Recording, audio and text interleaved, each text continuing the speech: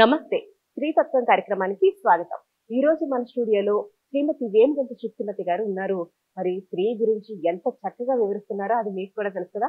మరి ఈ రోజు ఎపిసోడ్ లో మనకి ఎలాంటి అంటే స్త్రీ గురించి ఎలా చెప్పబోతున్నారు, ఏం చెప్పబోతున్నారు అది తెలుసుకుందాం. నమస్తే అమ్మా, ఎలా ఉన్నారు? బాగున్నామ్మా. స్త్రీతత్వంలో చాలా మంచి మంచి విషయాలు చెప్తున్నారు.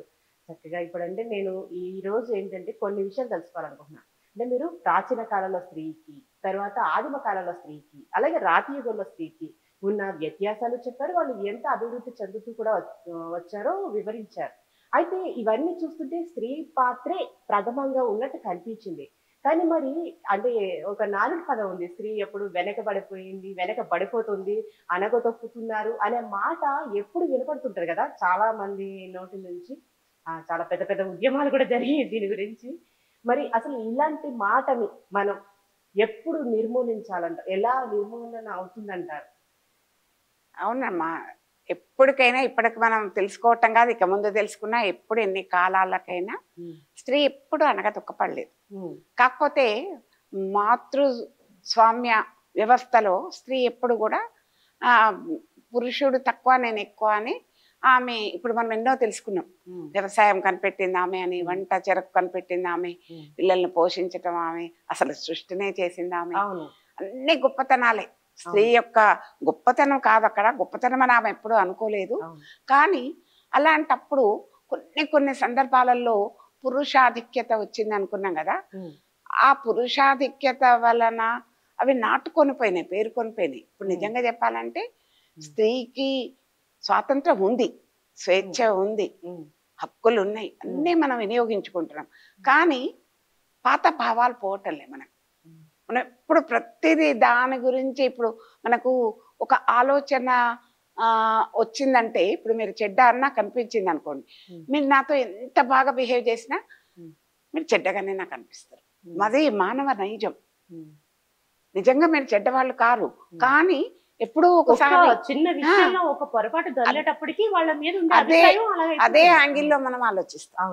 మళ్ళీ మీరు మంచి అనటానికి నాకు చాలా టైం పడుతుంది, కష్టం కూడా, కష్టం సంపాదించుకోగలం అనేది అయితే. అందుకని మనిషి నైజం అది, అంతే. ఆ విధంగా ఇప్పుడు నిజానికి ఇవన్నీ అనుభవిస్తున్నాం హక్కులను, కానీ మనకు ఆ ఆలోచనలో మార్పు రావట్లేదు. ఉన్నాయేమో కొన్ని జరుగుతుంటాయేమో ఎప్పుడైనా. ఇప్పుడు మనం స్త్రీ తక్కువ అని అనుకుంటున్నాం, మరి స్త్రీల వల్ల బాధపడే పురుషులు మాత్రం లేరా సమాజంలో? చెప్పండి. చాలా ఉన్నాయి, లేవని కాదు. వీళ్ళ వల్ల వాళ్ళు అది బయటికి రావట్లేదేమో, అన్ని కాలాలలో అన్నీ ఉంటాయి. ఒక్కదాన్ని హైలైట్ చేయకూడదు. ఎప్పుడు హైలైట్ అయినప్పుడు దాన్ని మనం సవరించినప్పుడు కూడా మళ్ళీ అదే ఆలోచనతోటి మాకేదో తక్కువైపోయింది అని అనుకోవటంలో, ఎక్కడ మీరు ఏదైనా చూడండి, ఎక్కడ శౌర్య పరాక్రమ లేకుండా స్త్రీ ఉంది, ఏ కాలంలో ఉంది. ఆమెకు ఎప్పుడూ తక్కువ స్థానం ఎవరిచ్చిండ్రు? బ్రహ్మవాదినులు అంటే వాళ్ళు బ్రహ్మవాదినులుగా స్త్రీలు సనాతన కాలంలో వాళ్ళు అదిరిపోయే క్వశ్చన్స్, గార్గి వాళ్ళు వేసే క్వశ్చన్స్కి అసలు ఎవరు సమాధానం చెప్పలేకపోయారు. శకుంతల దుష్యంతుడి శకుంతలను మోసం చేసినప్పుడు ఆమె అడిగినటువంటి ఒక ప్రశ్నలకు అతనికి చాలా తిరిగిపోయింది, దానికి సమాధానం లేదు. కానీ ఆ విధంగా రాను రాను రాను ఆటవిక స్త్రీల గురించి తెలుసుకున్నాం మనం. ఆటవిక స్త్రీలు కూడా ఎంత ధైర్య సాహసాలతోటి యుద్ధాలు చేసేవాళ్ళు, వేటాడేవాళ్ళు, వండి పెట్టేవాళ్ళు, మాతృ స్థానాన్ని కూడా వాళ్ళు గౌరవించుకున్నారు. ఆ విధంగా అన్ని రంగాలలో వాళ్ళు ముందుకున్నట్టు విన్నాం మనం.